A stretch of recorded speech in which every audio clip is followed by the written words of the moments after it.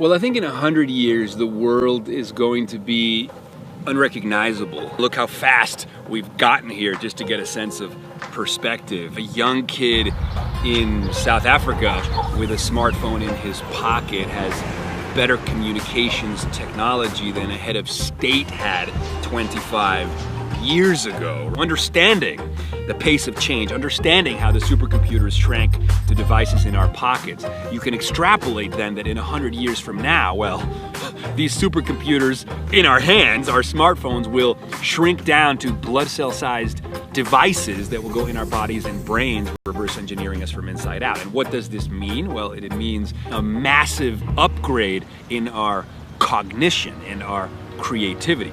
I see us essentially as speciating into a kind of techno-biological hybrid of sorts, a cyborg, so to speak.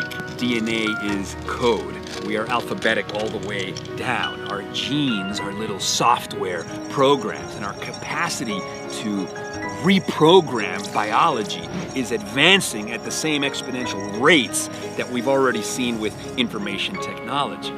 So if you think of consciousness or the contents of mind as a pattern of information, as many thinkers do, then once we have something that can compute pattern of information of that size, then we can kind of perform a kind of mind uploading.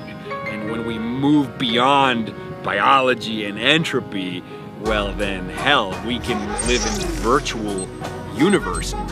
Through all of this, yeah, where does empathy play a role then?